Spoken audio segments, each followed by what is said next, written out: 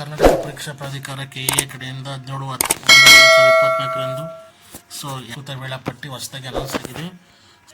So ಯಾವುದು village accountant ಅದರದ್ದು 20/9/2024 ಕಡ್ಡಾಯ ಕನ್ನಡ ಪರೀಕ್ಷೆ ಇರುತ್ತೆ.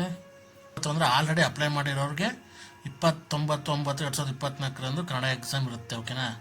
ಅದೇ ಥರ ಈಗ ವಯೋಮಿತಿ ಸಡಿಲಿಕೆಯಿಂದ ಹೊಸದಾಗಿ ಅಪ್ಲೈ ಮಾಡಕ್ಕೆ ಬಿಟ್ಟಿದ್ದಾರಲ್ಲ ಅವ್ರಿಗೆ 26/10/2024 ಕನ್ನಡ ಎಕ್ಸಾಮ್ ಇರುತ್ತೆ 2:30ಯಿಂದ 4:30 ನೋಡಿ ಅವರೇ ಕೊಟ್ಬಿಟ್ಟಿದ್ದಾರೆ. ವಯೋಮಿತಿ ಸಡಿಲಿಕೆಯಿಂದ ಹೊಸದಾಗಿ ಅರ್ಜಿ ಸಲ್ಲಿಸಿದ ಅಭ್ಯರ್ಥಿಗಳಿಗೆ ಮಾತ್ರ ಅಂತ. ಓಕೆನಾ. ಸೊ ಆಲ್ರೆಡಿ ಅಪ್ಲೈ ಮಾಡಿರೋರಿಗೆ 29/9/2024 ಕನ್ನಡ ಎಕ್ಸಾಮು. ಹೊಸದಾಗಿ ಈಗ ಅಪ್ಲೈ ಮಾಡೋರಿಗೆ 26/10/2024 ನೋಡಿ. ಕಂದಾಯ ಇಲಾಖೆಯಲ್ಲಿ ಅಂದರೆ ವಿಲೇಜ್ ಅಕೌಂಟೆಂಟಲ್ಲಿ ಮೇನ್ ಪರೀಕ್ಷೆನ 27/10/2024 10:30ರಿಂದ 12:30 ಪೇಪರ್ 1, 2:30ರಿಂದ 4:30 ಪತ್ರಿಕೆ 2. ಓಕೆನಾ. ಇದ್ರಲ್ಲಿ ಏನು ಕನ್ಫ್ಯೂಷನ್ ಬೇಡ.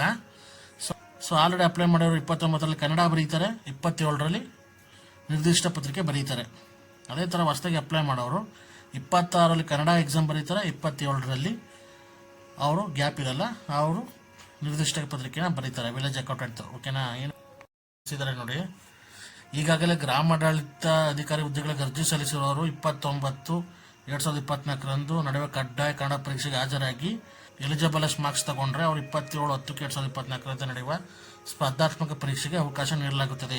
ನೀವು ಆಲ್ರೆಡಿ ಅಪ್ಲೈ ಮಾಡಿರೋರು 29/9/2024 ಕನ್ನಡ ಕಡ್ಡಾಯ ಎಕ್ಸಾಮನ್ನು ಬರೀರಿ.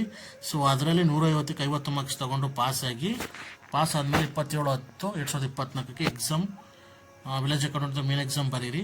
ಸೊ ಅಷ್ಟೇ. ಏನೇ ಡೌಟ್ ಇದ್ದರೂ ಕಮೆಂಟಲ್ಲಿ ತಿಳಿಸಿ, ನಾನು ಆನ್ಸರ್ ಮಾಡ್ತೀನಿ. ಸೊ ಇದೇ ಥರ ಹೆಚ್ಚಿನ ಕಂಟೆಂಟ್ಗಳಿಗೋಸ್ಕರ ನಮ್ಮ ಚಾನಲ್ ಸಬ್ಸ್ಕ್ರೈಬ್ ಮಾಡಿ, ಇದೇ ಥರ ಸಪೋರ್ಟ್ ಮಾಡಿ. Thanks for the watching.